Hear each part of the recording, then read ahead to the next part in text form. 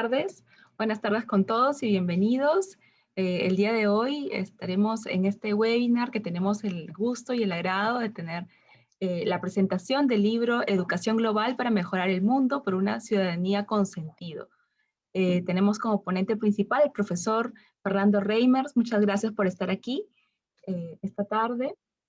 Y bueno, vamos a empezar. El día de hoy vamos a presentar este libro, Educación Global para Mejorar el Mundo, y vamos a compartir diferentes puntos de vista sobre cómo estamos afrontando los desafíos que implica lograr una educación trascendente que construye ciudadanía para todas y todos los peruanos. Para ello nos acompaña el profesor Fernando Reimers, Daniela Martuchelli, Franco Mozo, Rode Wilca y Patricia Andrade. Bienvenidos. Empezaremos entonces con la presentación del profesor Fernando Reimers, a quien invito a que pueda presentarnos qué es lo que nos trae este libro y qué ideas con las cuales quisiera empezar esta conversación. Profesor Fernando, adelante. Muchas gracias, Marcia, y muchas gracias a todos los colegas que me acompañan en la mesa por su buena disposición a tener esta conversación. La idea que contiene este libro, recientemente publicado en español, es muy sencilla, y es que la educación tiene que estar alineada con propósitos que valgan la pena para mejorar las condiciones de cada persona, para que cada persona pueda mejorar sus condiciones, y que valgan la pena para ayudar a cada persona a tener las capacidades para asociarse a los demás y mejorar las comunidades de las que forma parte. Y resulta que esta tarea de poder hacerse cargo de la propia vida, arquitecto de la propia vida y un constructor de las comunidades de las que uno forma parte, en un mundo altamente interdependiente, por necesidad implica desarrollar la capacidad para la ciudadanía global. ¿Qué significa la ciudadanía global? Bueno, explico, es muy sencillo. En Estados Unidos acabamos de tener una elección presidencial. El presidente Joseph Biden firmó 17 órdenes ejecutivas, dos de ellas, 17 decretos. Dos de ellos ilustran lo que significa una mentalidad de verse como miembro de un sistema global. El regreso de los Estados Unidos a la Organización Mundial de la Salud y la reinserción de los Estados Unidos en los acuerdos climáticos de París, que es un esfuerzo de 200 países para implementar una serie de medidas de contención del calentamiento, del cambio climático que estamos produciendo. Bueno, esto es un ejemplo. En el fondo, ¿qué reflejan estas dos medidas? La comprensión de que el mundo es un sistema del cual las naciones son subsistemas, pero estos sistemas son completamente interdependientes unos de otros. Y para que este sistema pueda funcionar bien, pueda funcionar de forma estable, de forma que permita que todos quepamos y que nos relacionemos con la Tierra de forma sustentable, pues es necesario que haya algunos acuerdos que vayan más allá de decir aquí las diferencias entre países y los acuerdos los vamos a negociar de forma bilateral, ¿verdad? Y con un revólver en el bolsillo. ¿De dónde sale esta idea? Esta idea fue formalizada al término de la Segunda Guerra Mundial, 1948, donde mirando la destrucción, el resultado de la violencia causada por seres humanos por la Segunda Guerra, un montón de representantes de gobiernos dijeron, ¿y cómo fue que dejamos que pasara esto? ¿Cómo fue que sabiendo estos efectos que estaba teniendo el nazismo en el holocausto judío, en lo que significó la ruptura de la democracia en Alemania, por mucho tiempo no hicimos nada? Dijimos, eso no es asunto nuestro, son los asuntos internos de cada país. Y entonces dijeron, ¿por qué no construimos un ordenamiento, unos acuerdos que nos permitan tener estabilidad y paz? Y esos acuerdos se tradujeron en un documento de 2 páginas que tiene 30 artículos, ¿verdad? La Declaración Universal de Derechos Humanos. ¿Y cuál es la premisa de esa declaración? La premisa es que esta interdependencia entre las naciones y entre las personas requiere que para poder relacionarnos, para poder tener paz, es fundamental reconocer la igualdad fundamental de toda la gente y ciertos derechos básicos a los cuales todos nos vamos a comprometer a que los demás logren estos derechos, ¿verdad? Entonces, ¿eso qué significa? Y en el momento en que esta declaración es acordada en 1948, pues un momento donde hay enorme violencia ejercida de unos seres humanos sobre otros por razones de género, de raza, de condición social de origen, de religión. Y lo que esta declaración dice es, sobre la base de esta violencia no hay manera de tener paz. Esta violencia lo que trae es más violencia. Entonces, para tener paz hay que empezar por reconocer los derechos de toda la gente. Y esta idea tan simple, este ejercicio de imaginación, cambió el mundo. Porque, por ejemplo, uno de estos derechos, el artículo 26, dice, todos los seres humanos tienen derecho a la educación.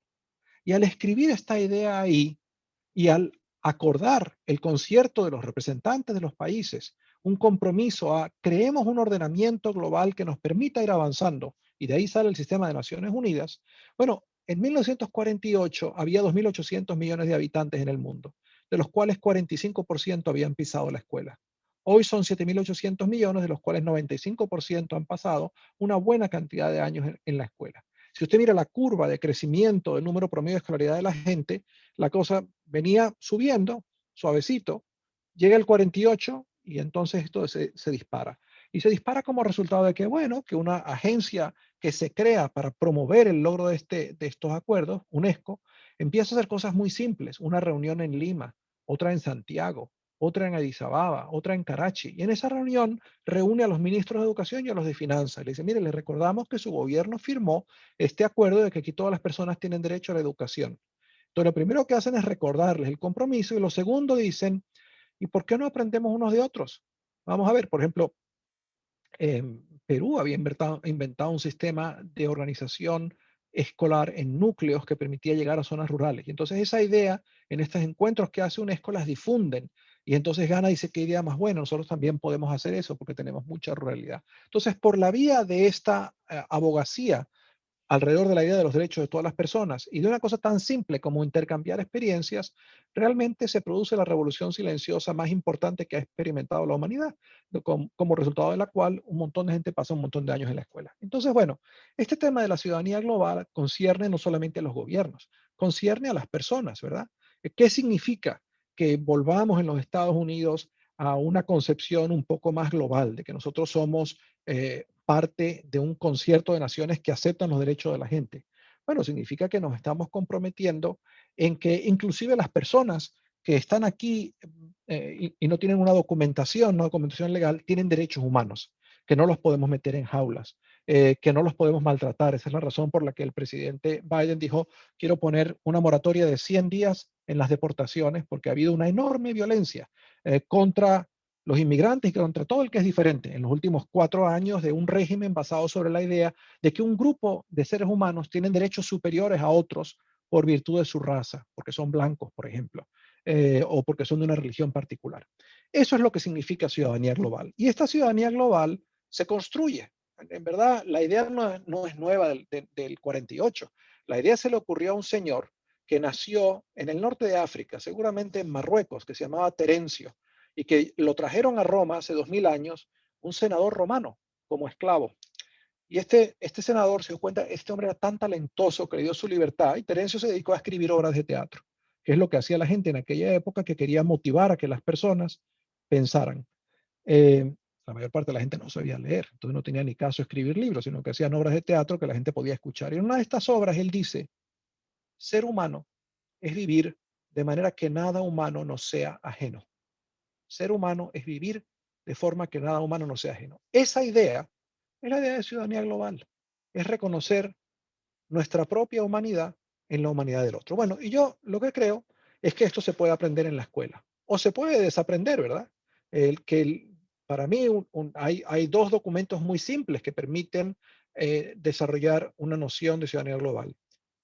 La Declaración Universal de Derechos Humanos y más recientemente en los Objetivos de Desarrollo Sustentable acordados hace 5 años en la Asamblea General de Naciones Unidas. Si uno lee estos documentos y los estudia y los piensa, se da cuenta que ellos descansan sobre una idea que dice, tenemos que construir una forma de relacionarnos entre estos subsistemas en lo que es el sistema global del mundo que viaja junto en esta nave que se llama Tierra, de manera que todos quepamos y que podemos relacionarnos los unos con los otros sin violencia y con la tierra también sin violencia. Y esto se puede enseñar. Entonces, lo que dice el librito que ustedes han visto es muy simple. Lo que dice el librito es, hace una propuesta de cómo enseñarlo. Y sé que se me acaba ya el tiempo, pero si me dan nada más 2 minutos, les voy a enseñar un par de láminas. Yo creo que la mayor parte de la gente que está aquí recibió por email una grabación de una charla más extensa en la cual yo me refiero a estas cosas. Ustedes pueden ver mi pantalla en este momento. Bueno, aquí está rapidito. Este es el libro en cuestión. Aquí pueden encontrar el libro. Yo espero que se interesen en leer el libro. Estos son las metas de desarrollo sustentable. Estos son 3 currículum que yo he desarrollado en los últimos, desde que se aprobaron la declaración, los objetivos de desarrollo sustentable. y que también pueden todos encontrarse. Y básicamente en mi propio trabajo alrededor de educar para ciudadanía global, mi pensamiento ha pasado por tres etapas. Cuando yo empecé a hacer esto, yo pensé, bueno, si uno hace un currículum, educa a ciudadanos globales. Y bueno, escribí el primer libro con un equipo de colaboradores, mis estudiantes de posgrado, y mucha gente se interesó en el libro y me di cuenta que el currículum es necesario, pero no es suficiente. La segunda dimensión que descubrí es, bueno, además del currículum, hay que crear un proceso de gestión de cambio en la escuela que le permita a la gente apropiarse de esta propuesta y tener las capacidades para hacerlo. Y hasta ahí estaba, hasta que escribí este tercer libro, donde dije, en verdad, para producir este cambio sistémico hay que entender el tema del cambio desde 5 dimensiones. Esto es todo lo que dice el libro. Ya con esto, si no quieren, no se leen el libro, aunque yo espero que ustedes van a tener curiosidad en leerse el libro. Entonces, el primer librito lo que hace es muy simple. Dice, bueno, enseñar ciudadanía global no es enseñarle a los niños lo que dice la Declaración de Derechos Humanos o lo que dicen los 17 Objetivos de Desarrollo Sustentable. Digamos, el poder nombrarlos no es suficiente. Uno tiene que traducir estos objetivos en un conjunto de competencias, de disposiciones que tengan los egresados de la escuela de manera de construir este mundo.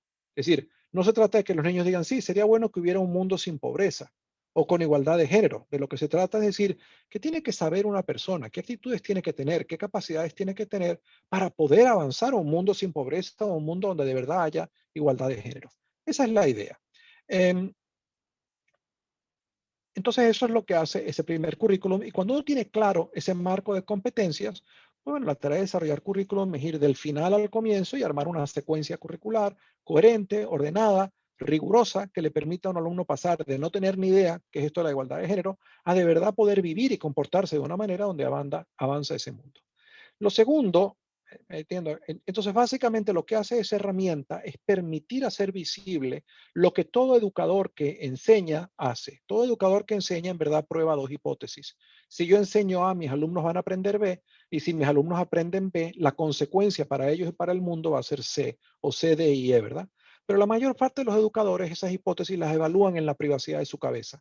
Y lo que yo sugiero es, hay que buscar formas de hacer visible este proceso de probar hipótesis para que este conocimiento se convierta en conocimiento profesional, en conocimiento generado por los profesionales de la educación y que alimente la mayor profesionalización de lo que significa hacer una educación de calidad. Bueno, el segundo librito es todavía más sencillo. Resulta que mucha de la gente que se leyó el primer libro me escribieron, para que se hagan una idea, el primer año de publicado el libro en inglés se vendieron 20,000 copias, que son bastantes para un libro en educación. Pero me escribió mucha de esta gente y dijeron, aquí hay dos problemas. Primero, muchas de las cosas que aquí dice que hay que enseñar, nosotros no tenemos las capacidades para enseñarlo. Y segundo, esto no se puede hacer solo en un aula. Un maestro solo en una escuela que no esté metida en esto le va a ser muy difícil.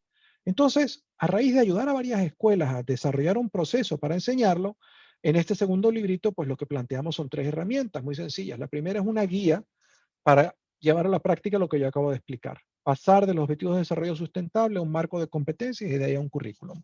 La segunda es una guía para la gestión de cambio escolar. Son 13 pasos muy simples para que en una escuela se arme un pequeño equipo que gestione un proceso de transformación de la cultura de la escuela. Y la tercera cosa es un ejemplo, 5 lecciones por grado. Bueno, el último libro, el que acabamos de traducir, ¿qué novedad tiene? Además de resumir esto que les he contado, pues tiene una herramienta muy práctica para conectar la teoría y la práctica. Este libro, que fue publicado ya hace unos cuantos meses en inglés, pero que solo acaba de ser publicado ahora en español, lo que dice es plantear el proceso de cambio escolar y de cambio de sistema. Requiere que uno se vea el problema desde 5 dimensiones interrelacionadas. Cada una de estas dimensiones es como un lente. Ilumina ciertos aspectos de la realidad, pero no permite ver otros. Si uno tiene 5 lentes, tiene una visión mucho más completa, mucho más sistémica. ¿Cuáles son las perspectivas? Cultural, psicológica, profesional, institucional, política. ¿Qué significa una perspectiva cultural? Entender que la escuela es un sistema inserto en un sistema más amplio que es una sociedad. Y estos dos sistemas tienen que estar en comunicación. Uno no puede desde la escuela ignorar lo que esperan las comunidades de la escuela, pasarles una planadora porque ningún cambio va a ser sustentable. ¿Qué es una perspectiva psicológica? Utilizar el mejor conocimiento posible sobre cómo aprenden los alumnos y los profesores para desarrollar buen currículum y buena pedagogía. ¿Qué es una perspectiva profesional? Crear las condiciones para que quienes avanzan una educación de calidad lo hagan sobre la base de saber experto. que es una perspectiva institucional, entender que un sistema es como un rompecabezas con varias piezas y que todas tienen que estar bien engranadas unas con otras, en alineamiento. Uno no puede cambiar el currículum y no cambiar la evaluación, la formación de profesores, los materiales. Y finalmente, que es una perspectiva política, entender que todo el que llega a la educación tiene su corazón y sus pasiones y su visión de lo que es un mundo bueno. Y eso no es malo, eso es así, es humano. La mayor parte de la gente que se interesa en la educación lo hace porque tiene la aspiración de contribuir a un mundo mejor. Pero tenemos que escucharnos para entender qué significa un mundo mejor para cada uno de nosotros. En síntesis, esto es lo que yo quería decir para comenzar esta conversación. Lamento haberme extendido un poco. Muchas gracias. Muchas gracias, Fernando, por esta presentación. Muy interesante estas primeras ideas que has resumido muy bien en tan poco tiempo, creo, las ideas fundamentales, pero vamos a poder seguir conversando a lo largo de este tiempo. Y para eso quiero invitar a Daniela. Daniela Martuchelli es ex lideresa de estudiantes por el programa de Enseña Perú, es estudiante de Sociología de la PUC actualmente. Y Daniela, no sé si se puede ver. Sí, ahí está. Hola. Hola, Daniela, ¿cómo estás? ¿Cómo estás? Desde el punto Bien. de vista de la experiencia del estudiante, ¿no? Y ahora que ya eres egresada, has pasado por el proceso, has pasado por este sistema que ha descrito también Fernando, ¿por qué consideras que es importante que la escuela forme ciudadanos globales con la capacidad y disposición para impactar positivamente en el país y en el mundo? Bueno, primero, muchísimas gracias por la invitación en este conversatorio. Ahora, creo que la importancia de la ciudadanía global, como rescata el libro, radica en el contexto. Creo que hay una fragmentación al contar las vivencias de las personas, hay responsabilidades parciales acerca de los conflictos mundiales y justamente esta idea de la ciudadanía global que unifica, comparte y halla lo común, hace que nosotros veamos los jóvenes sistemas que nos afectan a todos, como es que se tienen que volver urgentes cuando veo que el otro que puede estar en una situación más difícil se parece a mí y cómo es que al final todos nos vemos motivados a actuar. He entendido en el libro, luego de haberlo leído, que más que nada la ciudadanía global se refiere a esta idea de pertenencia a las problemáticas del mundo, la violencia, la desigualdad, el cambio climático, cómo es que repercute en varias naciones. Esta idea de que justamente a partir de que somos ciudadanos reconocemos que podemos actuar en el planeta y nos involucramos en ello porque pertenecemos a este grupo que no solo habitamos, sino que nos afecta y afecta a otros. Creo que la importancia de la ciudadanía global en el estudiante es que primero genera curiosidad en él hacia otras personas. Y a mí me pareció muy interesante porque creo que en el capítulo acerca del enfoque cultural se menciona esto de la ética de las religiones.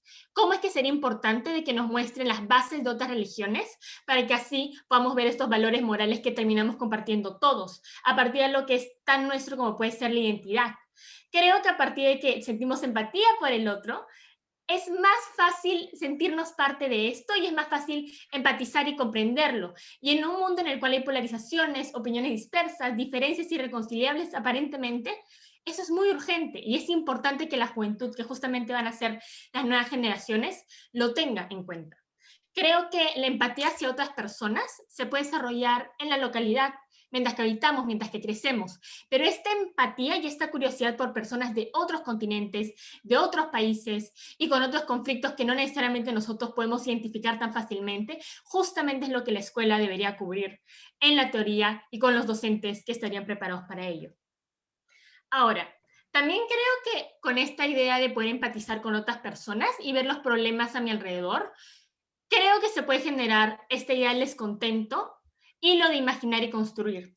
Es decir, la escuela que debería promover los cambios y justamente la rebeldía de una juventud que puede estar viendo de que las cosas no están bien a su alrededor, puede desarrollar el pensamiento crítico.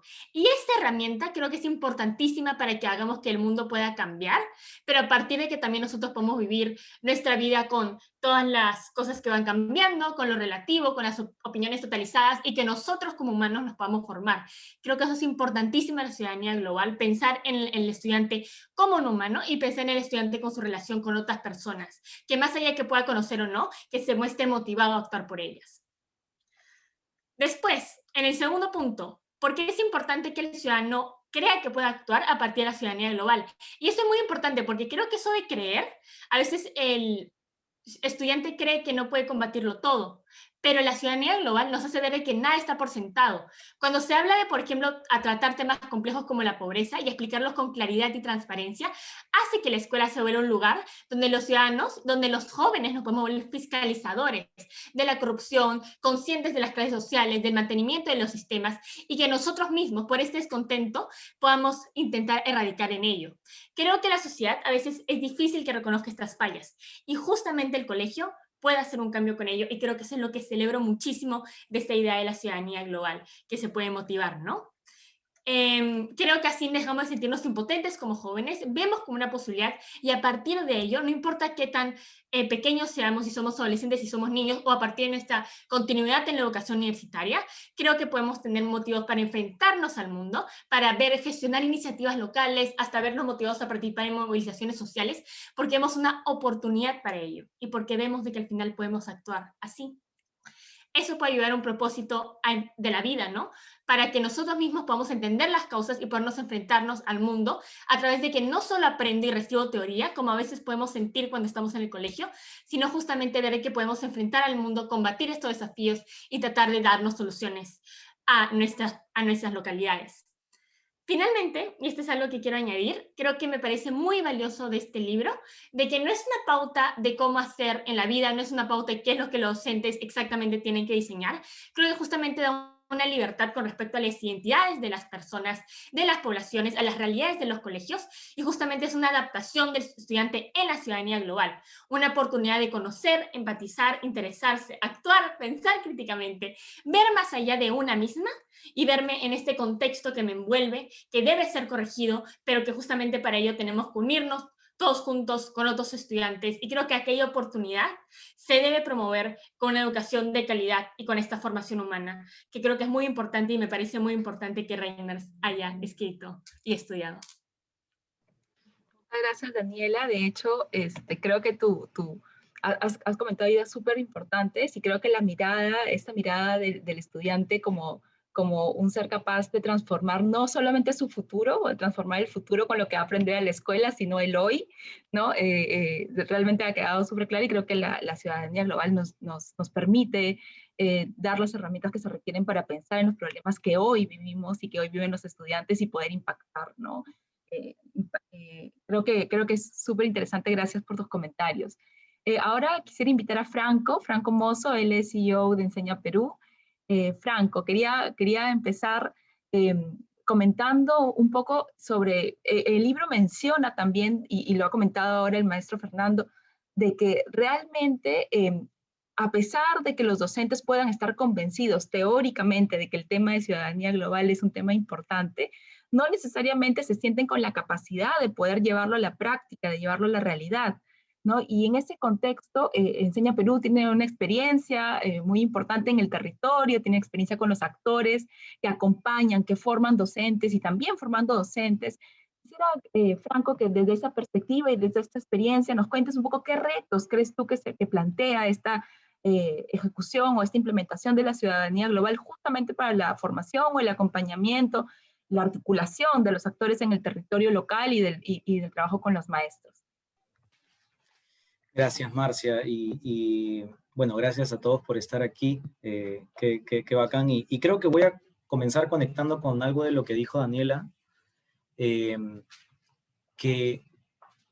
por eso creo que es tan valiosa la opinión de nuestros estudiantes, porque cuando Daniela dijo, por ejemplo, y yo quiero saber del tema de las religiones, que es algo que a veces en el mundo de los adultos, voy a llamarlo así, a veces no se da ese diálogo con tanta fluidez. Para mí es muy aleccionador, porque nos indica que nuestros estudiantes quieren hablar de los temas difíciles que nos pasan como país, y quieren hablar de los temas difíciles que nos pasan en el mundo. Y me hace recordar, voy a entrar al tema de los docentes, me acuerdo que el año pasado estaba hablando con un docente que a su grupo de segundo de secundaria le ofreció la perspectiva de lo que ocurre con las mujeres en nuestro país, y en particular de los feminicidios. Y es una situación que los estudiantes no estaban tan conscientes, y se desencadenó una fuerza tan potente, ¿no? de cambio desde ese día en adelante, porque muchos de los estudiantes, este docente con su accionar había vivido, ¿no? Había vivido en su realidad lo que significa poner en la mesa esos temas que son relevantes y que son relevantes para los estudiantes. Ahora, efectivamente, cuando conversamos, a mí me gusta mucho poder conversar con docentes y prácticamente todos los días estoy conversando con algún docente de alrededor del país. Y sí hay esta noción de, en algunos, de cómo, o sea, ¿qué tendría que ser yo diferente, ¿no? En donde yo estoy. Porque he venido haciendo las cosas de una determinada manera. Nosotros como país hemos recorrido un camino muy esforzado desde varias décadas de tratar de mejorar el sistema de desarrollo docente, de mejorar nuestra perspectiva curricular, y hay todavía muchísimos docentes, es parte del reto, que todavía se preguntan, ya, pero ¿qué es diferente? Concretamente, ¿qué es diferente? ¿No? En mi día a día.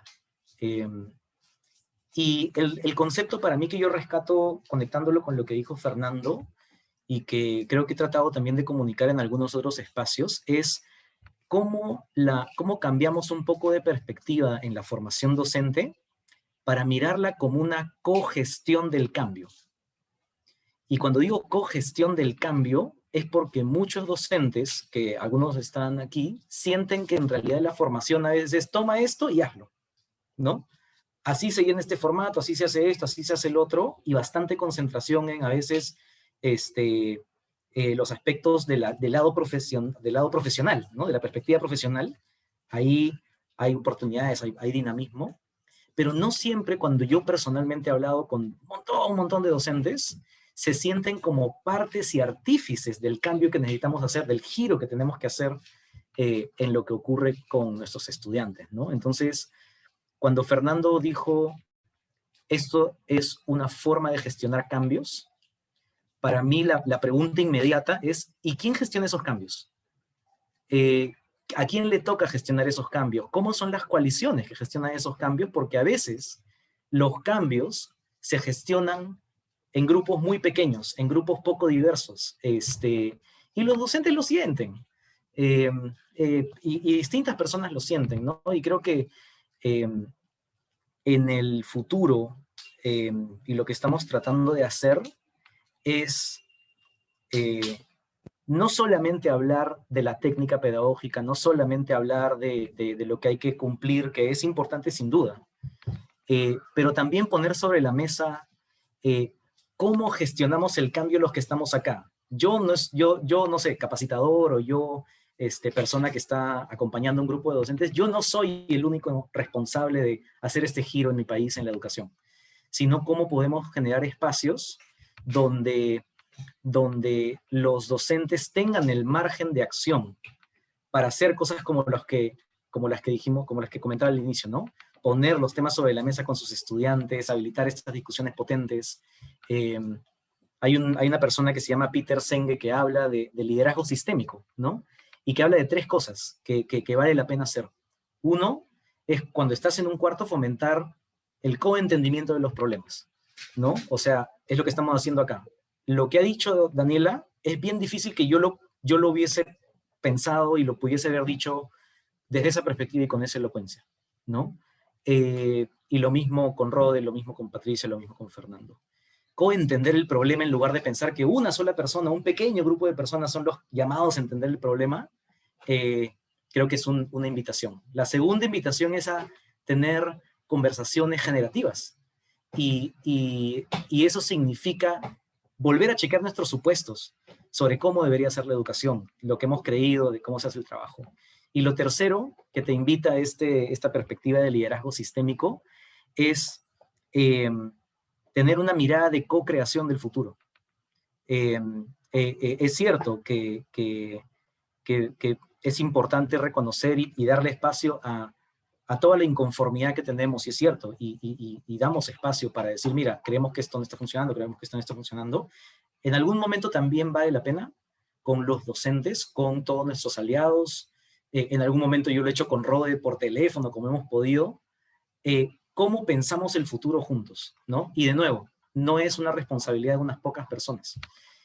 Nosotros en Enseña Perú creemos que hay una promesa increíble en pensar estas 5 dimensiones entre grupos diversos, en lugar de pensar que cada dimensión la piensa solamente un pequeño grupo. Eso es lo que pensamos.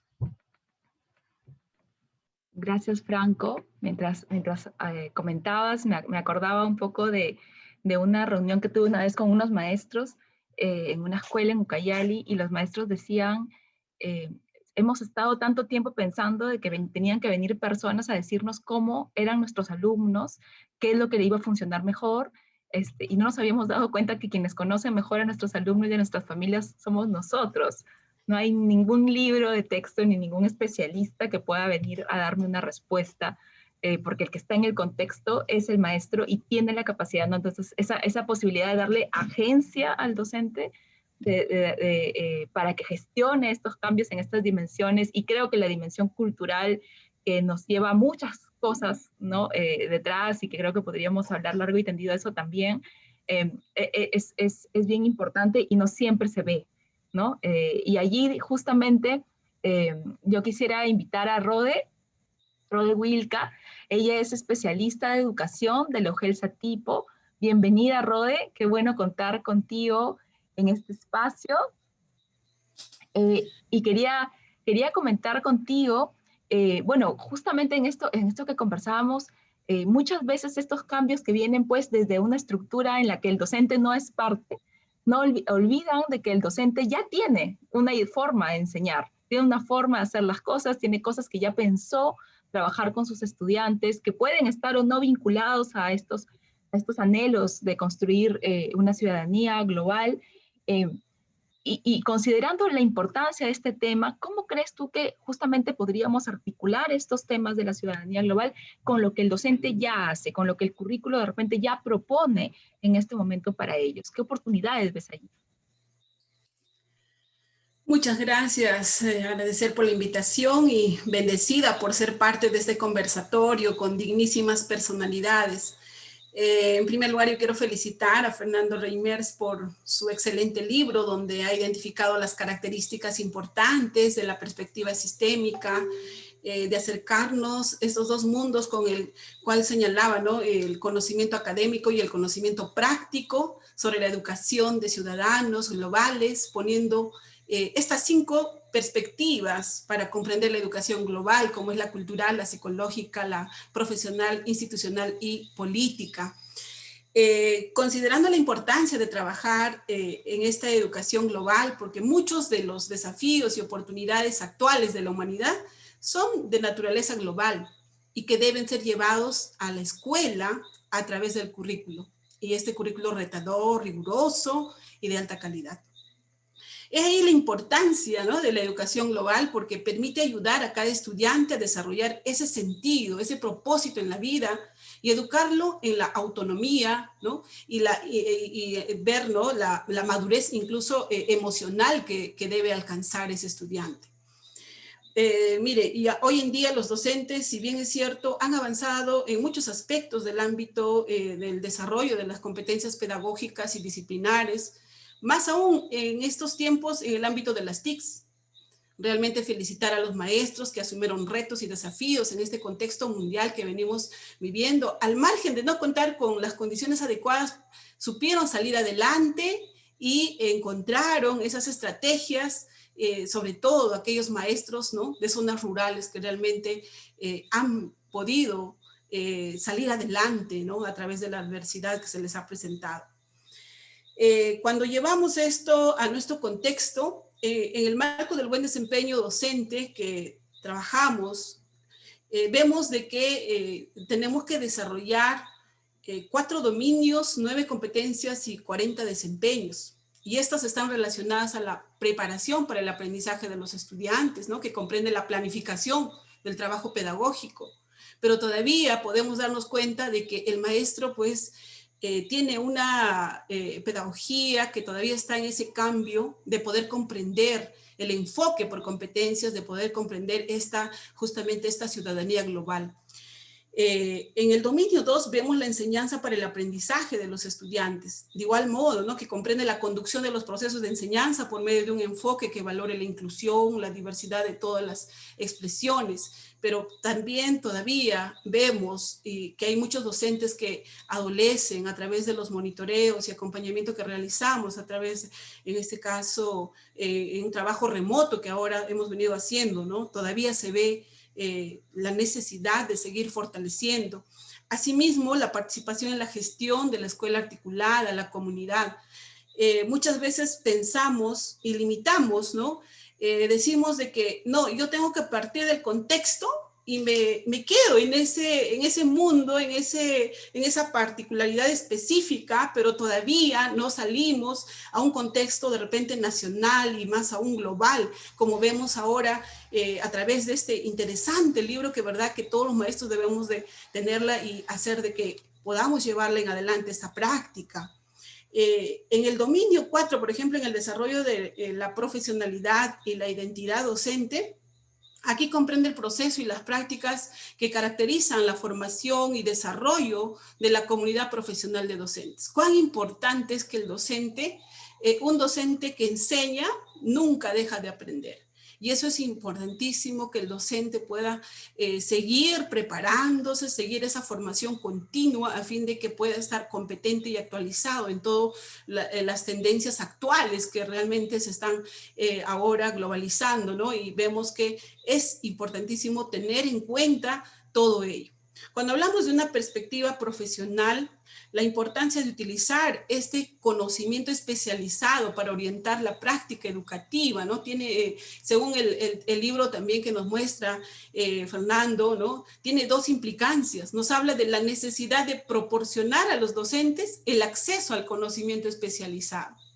Entonces, ayudándolos a desarrollarse como profesionales. Y eso creo que es una tarea que a veces se viene descuidando, ¿no? Pero hay muchos maestros que están avanzando, pero todavía requiere también ese fortalecimiento. Los propios docentes deberían contribuir a desarrollar el conocimiento especializado sobre cómo educar ciudadanos globales, algo que podrían llevar a cabo en una interacción con su dialéctica, con su propia práctica de la educación global. Los sistemas actuales de preparación docente requieren cambios importantes y que se rediseñe, ¿no?, la preparación de los educadores. Yo creo que eso también, si analizamos, ¿no?, a nivel de nuestro país, también existe la necesidad de generar una red de escuelas que también reconoce a los docentes. Es así que, bueno, en el caso también de muchos maestros que han ido desarrollando unas buenas prácticas, se han podido unir y se ha generado una comunidad de docentes innovadores del Perú, al cual mando los saludos respectivos a los maestros a nivel nacional, lo cual permite enriquecer más aún la experiencia y crear conocimiento basado en la práctica, en la experiencia, como bien lo decías, Marcia, ¿no? De que a veces pensamos que todavía alguien nos va a traer y que voy a hacer lo que me va a decir, pero cuando ya el docente se da cuenta que lo que está haciendo le sirve, ¿no? Y ahora esta comunidad de docentes innovadores justamente nos permite compartir esas experiencias y aprender entre nosotros y fortalecernos. Y eso también es algo que habla Fernando en su libro, ¿no? Un profesional reflexivo que pueda articular y que pueda seguir renovando y aprendiendo, ¿no? Y fortaleciéndose de ese modo entre profesionales y enfrentar, ¿no?, sobre todo la resolución de problemas, que eso le va a ayudar bastante para poder enfrentar, ¿no?, muchas situaciones que puedan ir presentándose. Asimismo, importante destacar también lo que mencionaba en el libro, destacar la creación de asociaciones de investigación práctica para proporcionar información útil y procesable para el sector.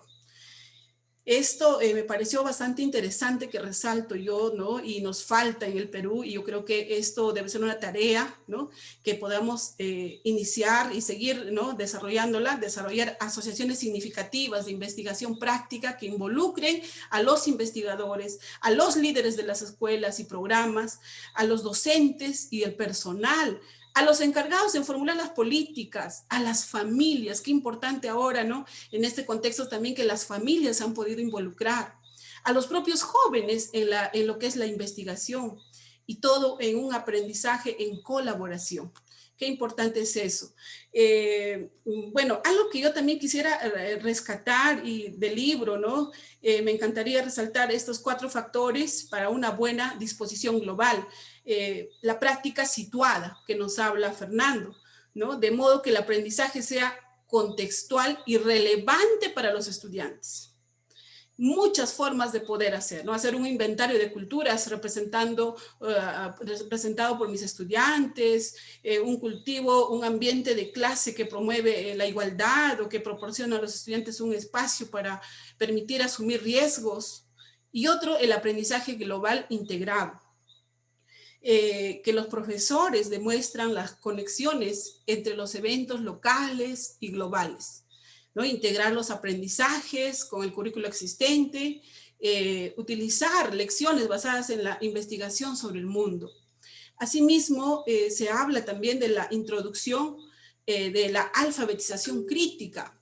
Esto también desde cosas muy simples, situaciones que podamos tener en el contexto, y no solamente en el contexto local, sino nacional, global, ¿no? Que los estudiantes participen en debates, que analicen, ¿no? Que puedan ver, ¿no? Sacar conclusiones, que puedan argumentar, ¿no? Entonces, es importantísimo tomar en cuenta todos los aportes de este libro. De verdad que también se está articulando con lo que es el currículo nacional y el proyecto educativo nacional, que también pues tiene como reto el ejercicio de la ciudadanía plena. Gracias, Marcia. Gracias, Rode. Muy importante tu experiencia que nos traes desde el campo del territorio realmente, con el trabajo con los docentes, y rescato esta idea de las comunidades de docentes, ¿no? Esta fuerza que pueden tener las comunidades articuladas, además, aún en este contexto, ¿no? Tan difícil que nos ha tocado vivir, este docente que hace comunidad es capaz de impactar altamente si es que involucra a sus familias, como el trabajo que tú vienes haciendo también en UGEL de ese tipo. Entonces, realmente, y además esto me sonaba mucho lo que decía Franco, ¿no? Sobre las coaliciones, o sea, estas comunidades también pueden tener una mirada más amplia, ¿no? De las coaliciones que gestionen este cambio y que lo impulsen. Y bueno, seguimos entonces, y quiero volver justamente en este punto con Fernando, y un poco porque Rode nos hablaba sobre este tema, también mencionaba este tema local, global, ¿no? Y ella además representa una región con toda una riqueza lingüística y cultural muy importante aquí en nuestro país. Entonces, de hecho, creo que esta idea de ciudadanía global, que creo que nadie podría objetarla por lo que trae en cuanto a los anhelos de la humanidad, pero sí pueden existir docentes o movimientos que puedan preocuparles de la implementación de este enfoque, a dejar de lado las necesidades o las características del contexto, ¿no? Decía por ahí Rode, a veces nos limitamos al contexto, entonces ¿es una cosa o es la otra? ¿Hay una tensión realmente entre lo global y lo local? Profesor Fernando, ¿qué piensa usted y cómo es que plantea que puedan abordarse esta tensión, si es que existe? Tu micrófono, Fernando, está apagado. Es una buena pregunta, y efectivamente yo encuentro mucha gente que piensa que la relación entre ciudadanía local y global es una relación de suma cero. Y en verdad yo no lo veo así. Yo pienso que el ser humano vive en muchas comunidades, las cuales están unas dentro de las otras o unas relacionadas con otras. Y el aprender es una visión, digamos, ecológica de los ambientes en donde uno se desarrolla. Y por supuesto que uno empieza a aprender a relacionarse con el mundo en el espacio más inmediato, el de su casa, el de su familia. Ahí es donde empieza a practicar ciudadanía. Ahí es donde va a tener la experiencia de ser reconocida y respetada o no tenerla, lo cual es la base fundamental de la ciudadanía, ¿verdad? Y después a lo mejor el siguiente ambiente es la escuela, y el otro es el barrio, y el otro es la municipalidad, y el otro es el estado, y el otro es la nación, y el mundo no es sino uno de esos. Y yo creo que el sitio más lógico por el que uno empieza es local, pero ayudándole a la gente a entender la relación de lo local con lo global. Y déjenme explicarlo en la práctica qué significa esto. Como estamos en un encuentro organizado por Enseña, Les voy a dar un ejemplo que tiene que ver con Enseña, pero no Enseña Perú, sino Enseña Chile, y que tiene que ver con la pandemia. Cuando el gobierno de Chile decidió hay que cerrar las escuelas para contener la expansión del virus, dos enseñas de Chile, unos muchachos que tendrían 26 años, 27 años, dijeron, ¿y qué va a pasar con mis alumnos? Ellos no dijeron qué va a pasar con los alumnos de la humanidad ni de Chile, sino mis alumnos. Y como resulta que todos los enseñas están conectados y reciben boletines de lo que están haciendo todos, ellos habían leído la semana anterior que Enseña Nigeria, dos enseñas habían utilizado sus móviles para empezar a grabar clases de matemáticas y de inglés, y que a través de WhatsApp así le habían enseñado a sus alumnos. Y entonces a estos dos enseñas Chile dijeron, pues si nuestros colegas de Nigeria lo pudieron hacer, yo también lo puedo hacer. Y entonces empezaron a hacer sus lecciones, y las lecciones eran tan divertidas que se convirtieron en una cosa viral, y al cabo de una semana todo el mundo en el barrio estaba viendo las lecciones, los papás, las mamás, los que no tienen niños en la escuela. Y el alcalde del sitio le mencionó a esto en una reunión de alcalde a otros alcaldes. Y bueno, al cabo de 3 semanas, 200 alcaldes de Chile habían hecho alianzas con emisoras de radio y estaban transmitiendo ya no las lecciones que hicieron estos dos enseñas, sino que estaban haciendo 50 enseñas. Para mí, esto, que usted podría decir, bueno, pero esto es el ejemplo más local que se le puede ocurrir, de cómo dos personas resolvieron un problema local. Sí, pero en la base de cómo lo resolvieron, hay una mentalidad global. Es decir, estos muchachos estaban abiertos a la posibilidad de que ellos podían aprender de los de Nigeria, ¿verdad? ¿Qué sería lo opuesto a esto? Bueno, una mentalidad provinciana, hipernacionalista, que era, no, es que los problemas de Chile son únicos. ¿Cómo se le ocurre a usted que Chile tiene nada que aprender de Nigeria? Por Dios. Entonces, eso sería una actitud prejuiciada, obtusa, provinciana, que piensa que, por cierto, es característica de mucha gente, que a lo mejor no le dicen yo soy un chauvinista, que no creo que soy excepcional y que no tengo nada que aprender de los demás, pero en la práctica se comportan como unos completos chauvinistas. Y estos muchachos de Enseña, como resultado de ser parte de una red, ellos están aprendiendo, a lo mejor sin que nadie le dé el lenguaje para decir, bueno, eso es un ejemplo de una de las competencias que tiene un ciudadano global. La capacidad, esa idea que decía Terencio, ¿verdad? Nada humano me es ajeno. Si yo me entero de lo que hizo otro en Nigeria, yo tengo la curiosidad y la apertura mental y decir, déjame ver cómo lo hizo y cómo lo traduzco yo. No es cómo me lo copio igual, cómo lo traduzco a mi contexto. Entonces, yo de verdad no creo que esta relación entre lo local y lo global es de suma cero, como no creo que la relación entre una identidad de pueblos indígenas es suma cero con una identidad nacional. O sea, en verdad uno es miembro de las dos comunidades. Como no creo que una identidad religiosa es por oposición a una identidad nacional. O sea, el ser humano es multidimensional y usted puede ser simultáneamente, tener una identidad fuerte que lo identifica con una ideología política, tener una identidad de género particular, tener una identidad nacional y tener una identidad cosmopolita que lo compromete con la idea de que todos los seres humanos son iguales. Y yo no creo que ninguna de estas cosas le quita a las otras. Le ayuda a ver el mundo de manera más compleja. Le ayuda, eso sí, a perder las certezas, las seguridades del ignorante, ¿verdad? Lo que la ignorancia sí da es una gran confianza de que uno no tiene nada que aprender y de que tiene todas las respuestas a todas las preguntas, pero en verdad el mundo en que vivimos lo que requiere es que uno tenga la capacidad de abrirse y de suponer que a lo mejor no tiene todas las respuestas a todas las preguntas. Bueno. Gracias Fernando. De hecho, creo que hay mucho que podríamos seguir comentando, ¿no? Justamente este tema último que mencionas sobre las poblaciones originarias, las poblaciones indígenas, es muy relevante para nuestro contexto, para el contexto peruano, y realmente nos quedamos pensando, y creo que esa es la invitación justamente para seguir ahondando, para leer el libro y para seguir cuestionándonos, ¿no? Nos quedamos pensando cómo se hace esto, pero con las limitaciones de un maestro, ¿no? El limitado tiempo de aula, con la necesidad de conectar, con las limitaciones.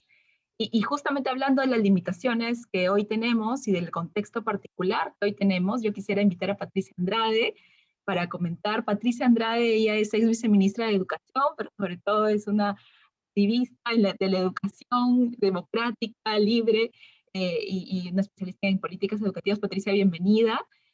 Yo quisiera que nos comentes un poco, después de haber escuchado todos estos comentarios y de leer la propuesta del maestro Fernando, ¿qué tan relevante es esto para el momento en el que hoy estamos como país, ¿no? Después de haber seguido todo este proceso tan importante de cambios y de reformas que se han seguido a lo largo de los años, nos encontramos en un contexto que de un momento a otro cambió el día a día de los maestros, de las familias, ¿no? Y nos plantea una educación a distancia que trae sus propios retos, ¿no? ¿Qué podemos encontrar de valor en esta idea de la ciudadanía global para el día a día de los docentes que hoy ahora mismo nos están escuchando y que están pensando cómo llevo esto para marzo, implementarlo en la educación a distancia? Patricia, ¿qué piensas? Ok, bueno, gracias Marcia, gracias a todos por la invitación, realmente es un lujo estar en este panel y escuchar a cada uno, refleja lo que está en el libro, esta noción de lo diverso, de las distintas aproximaciones, es muy rico y realmente da para desarrollar muchas cosas y voy a intentar hacerlo en los minutos que me quedan. A ver, una primera cuestión que quiero comunicar es que cuando yo he leído el libro, no lo pude leer en su totalidad, lo quiero acabar, pero todo lo que pude leer, la primera sensación que me dio fue de validación, ¿no? O sea, qué bueno encontrar dicho acá algo que es parte de nuestras reflexiones de los educadores de larga data. Y bueno, ahora tú nos has dicho, Fernando, en realidad de 2000 años atrás, ¿no? A mí también se me quedó esta frase de que la educación, ¿no es cierto?, que eduquemos a nuestros estudiantes para que nada del humano nos sea ajeno. Eso para mí resume el sentido de la educación. Entonces yo quiero poner eso en primer lugar. ¿Y por qué? Porque cuando decía que me alegró mucho leer esto, es porque nos valida en lo que ha sido la apuesta del Perú, ¿no? El currículo nacional que nosotros tenemos es uno que no solamente tiene este enfoque de competencias, que apuesta a desarrollar en los chicos la capacidad para discernir, para pensar, para conectar, para resolver problemas, sino que además tiene una apuesta muy fuerte por la construcción de la ciudadanía.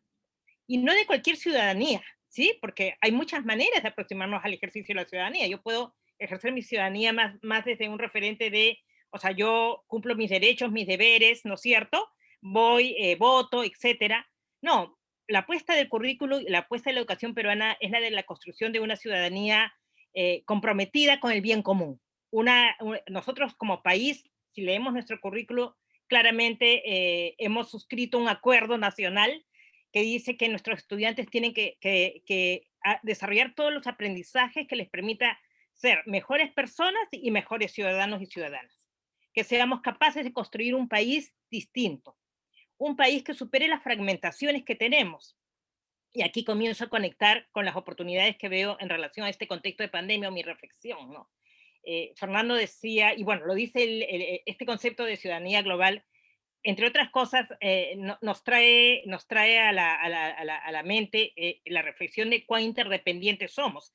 De hecho, surge el concepto de ciudadanía global desde el reconocimiento de que en el mundo somos ciudadanos del mundo, así no lo querramos ser. ¿Por qué? Porque el mundo ha desarrollado de tal manera el desarrollo de las ciencias, de la tecnología, de la comunicación, la virtualidad, ha de alguna manera roto las fronteras, que estamos hiperconectados. Y estamos tan conectados que lo que ocurre en la China nos afecta, literal. Lo que pasó en Wuhan afecta a lo que pasa en Cañete, lo que está pasando en Chumbivilcas y en Callao y en cualquier lugar del mundo, ¿no es cierto? Creo que es el mejor ejemplo de esta sensación de interdependencia.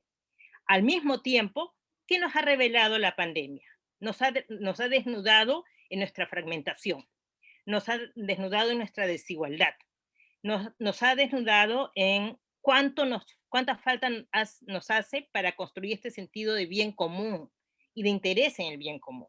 Entonces, creo que ahí tenemos una oportunidad valiosa, con todo lo doloroso que resulte la pandemia, con todas las pérdidas de vida, de trabajo, con todo el impacto que va a tener en los años siguientes, tenemos una oportunidad para atrapar, porque yo muchas veces siento que la pandemia nos puso contra la pared, y es, mira, de acá o avanzamos, ¿no es cierto?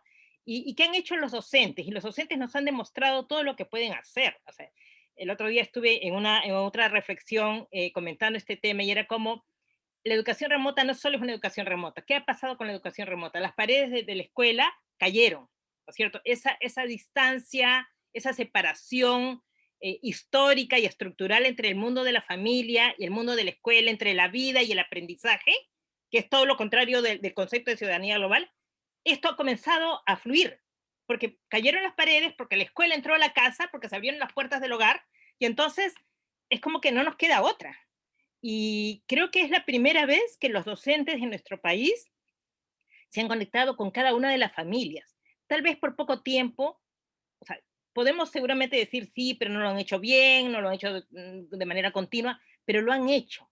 El reconocimiento de que las familias son diversas ha saltado a la vista para el docente y la necesidad de adecuarse a la particularidad de sus estudiantes ha saltado. Entonces, ahí creo que se han abierto, o sea, las paredes, las fronteras que nos separan y tenemos una enorme oportunidad justamente para avanzar en el desarrollo de esta noción de ciudadanía global, que no es otra cosa que una ciudadanía en que el otro me importa, ¿no? O sea, yo quiero insistir en la construcción del sentido del bien colectivo y del bien común, ¿no?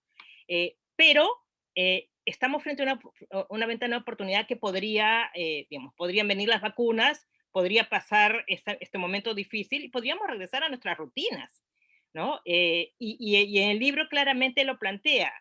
¿Qué es lo que sostiene o qué es lo que no sostiene una reforma? Porque esta noción de educar para la ciudadanía global es tremendamente revolucionaria. Y creo que además parte del... Fernando, ahí hay una apuesta de la función de la escuela, ¿no? La escuela a lo largo de los siglos ha tenido o sea, hay como una tensión. ¿Es una escuela para reproducir o es una escuela para transformar? Creo que nosotros en el Perú y desde el concepto de ciudadanía global estamos apostando por una escuela que transforme. Pero bien, ese no es un consenso, ¿no? Y la prueba de que no lo es real es lo que nos ha pasado, lo que nos suele pasar a muchos países, que avanzamos y retrocedemos. Hace pocos años, muy poquitos, acá en el Perú tuvimos esta enorme discusión en relación al enfoque de género, a la presencia del enfoque de género en el currículo, ¿no es cierto? Y esa es una clara expresión que demuestra que no hemos construido un consenso sobre una cosa tan esencial como es cuál es la función de la escuela, ¿no? Comprarnos la idea de que la escuela es para crear una nueva sociedad, una mejor sociedad, una sociedad donde lo diverso dialoga, donde lo diverso se encuentra y es una riqueza, es todavía una tarea pendiente. Entonces, yo creo que es muy rico esta aproximación multidimensional que nos recuerda que hay 5 carriles que tenemos que mirar, ¿no es cierto? Que mirar y hacerlos concurrir todos, como decía Franco, ¿no? O sea, son reflexiones que tenemos que dar con todos los actores desde esta 5 lógica cultural, reconocer que nuestras expectativas son diferentes, reconocer además que el escenario político incide mucho en la educación, ¿verdad? Nos ha pasado, hemos tenido en un gobierno, ya nos vamos por el ministro de Educación número 7, me parece, ¿no? Entonces, esa permanente tensión entre lo político y lo pedagógico y esta necesidad de construir más consensos entre los actores y de conversar entre lo diverso, creo que es parte, o sea, no, perdón si no estoy siendo muy ordenada, pero son las reflexiones que me trae el vincular la pandemia, lo que la pandemia ha desnudado, con esta propuesta, que por cierto efectivamente no es nueva y es importante recordarlo, o sea, venimos hace ya decenas tratando de avanzar en esta ruta, por lo tanto, lo que nos toca es preguntarnos por qué no podemos avanzar más o de manera sostenida, y creo que ese es el gran desafío, ¿no? Quiero, en todo caso, cerrar mi intervención porque agarrando un tema más que tiene que ver con esta aproximación cultural, justamente, ¿no? Y de lo diverso. Tú decías, Fernando, que lo local y lo global no es suma cero. Tienes razón, pero sí es una tensión. Y es una tensión porque, por un lado, vemos esta apertura de fronteras, pero por otro lado, vemos también mucho temor. Seguimos teniendo mucho miedo a lo diferente. Hemos sido educados, nuestras generaciones han sido educados para rechazar lo distinto, para negar lo distinto, ¿no? O sea, yo me acuerdo cuando era chiquita me decían o sea, hasta el susto, ¿no? O sea, entonces, esas son hay otras fronteras que tenemos que quebrar que están más en nuestra cultura y que de nuevo tienen que ver con esta aproximación multidimensional para que una reforma sea sostenida, ¿no? Entonces yo creo que sí hay que reconocer que hay una tensión entre lo global y lo local y que es una tensión que se sostiene mucho en el temor a lo diferente, ¿no? Pero creo que ahí también es importante reconocer, para comenzar, que ya las fronteras fueron rotas hace tiempo, ¿no es cierto? Que no hay país que no sea diverso, o sea, la diversidad cultural es un rasgo de todos los países, que no hay cultura estática y que realmente el encuentro con el otro es algo que siempre nos va a enriquecer. Pero yo creo que estos son temas que no se pueden imponer y por eso creo que todavía los educadores necesitamos discutir mucho cómo lo hacemos, ¿no? Y que tenemos que reconocer que los chicos no van a aprender a respetar la diversidad cultural si ellos mismos no son objeto de respeto desde chiquitos, en su identidad, en sus gustos, en sus preferencias, así esas preferencias sean distintas a las de su comunidad cultural inmediata.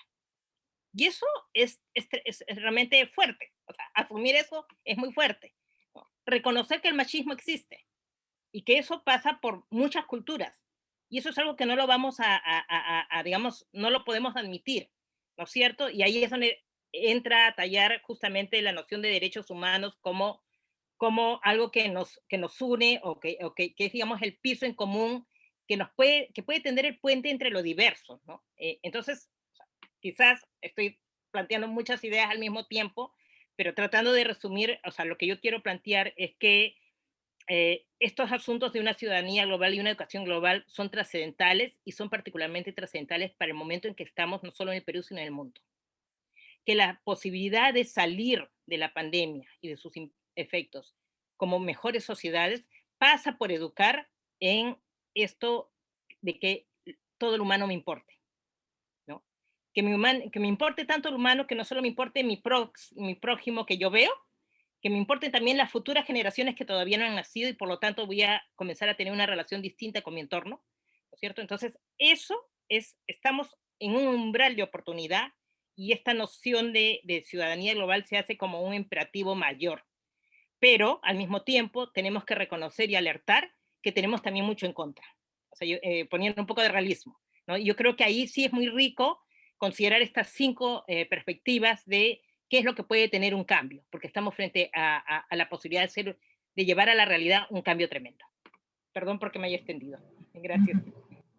Gracias, Patti. De hecho, quiero retomar esas últimas palabras sobre estas 5 dimensiones o perspectivas que hay que tener en cuenta para hacer realidad de esta educación global, porque finalmente creo que el libro nos plantea esa complejidad, ¿no? Creo que más allá de todo y de lo que se ha conversado y hemos escuchado a Daniela, a Rode, a Patti, a Franco, comentando y al propio Fernando con la propuesta inicial, realmente lo que nos damos cuenta es que cualquier tipo de cambio, y sobre todo uno tan grande como este, es un cambio complejo. Y creo que el reconocimiento de esa complejidad es un primer paso importante, porque no siempre, no solo los sistemas, no solo los políticos, no solo los docentes, no son conscientes de esa complejidad del cambio, ¿no? Y pueden como sintetizar, ponerlo en fácil y por ahí reformamos el currículo y por ahí reformamos los docentes y pues caemos en generar condiciones que finalmente son totalmente contraproducentes con el objetivo que se busca. Y al respecto, yo quisiera solamente algunas ideas breves de lo que se ha conversado aquí esta noche. Lo primero que es esta ciudadanía global nos brinda una oportunidad para pensar en qué les interesa a los estudiantes, qué es lo que los puede motivar a aprender y además les da un sentido. La escuela puede tener un sentido para la vida actual, ¿no? Más allá del futuro, ellos se pueden sentir protagonistas del cambio. De la mano con eso, esa agencia que se le dota a los estudiantes de poder impactar en el mundo, también hay una agencia que se habilita para los docentes a partir de este enfoque, porque ellos mismos pueden ser los protagonistas de este cambio, porque ellos son parte de la cultura y de las instituciones que hay que reformar para que esto se haga realidad. Entonces, esta agencia es muy importante porque no es un cambio que viene, que te lo dan, sino que tú eres parte y tú lo construyes, ¿no? En tercer lugar, esta idea de que hemos hablado de la interdependencia de lo global y el momento en el que nos encontramos, el escenario pandémico tan particular en el que creo que como nunca, como bien lo ha dicho Patti, hemos sido conscientes de que lo que sucede en otra latitud nos impacta, ¿no? Y yo creo que esa oportunidad y esa puerta abierta es un momento, es un momento para que los docentes se pongan a pensar cómo es que lo que están enseñando todos los días, o si lo que están enseñando todos los días en clase, realmente está habilitando a los estudiantes, está habilitando a los niños y niñas, a los adolescentes, para que construyan un mundo en el que podamos vivir de una manera sostenible, de una manera mucho más democrática y por supuesto, mucho más en paz. ¿no? Creo que después de escuchar tan grandes opiniones, tan grandes comentarios, no nos queda más que ir a comprar el libro. Para quienes todavía no lo tienen, está disponible en Amazon, lo tengo, está disponible en Amazon, lo pueden conseguir allí en la versión en español. Muchísimas gracias, Fernando, por este espacio y por supuesto a nuestros panelistas, Daniela, Rode, Patricia y Franco, y a Enseña Perú por esta oportunidad de tener este espacio tan interesante. Muchísimas gracias. Ha sido un gusto escucharles. He aprendido un montón esta noche y muchas gracias por organizar esta reunión y por esta conversación tan estimulante y tan rica. Sí, muchas gracias, realmente muy rico. Gracias. Igual, gracias a todos. Nos vemos. Gracias. Muy bien, gracias. Gracias. Chao, chao. Chao. Chao.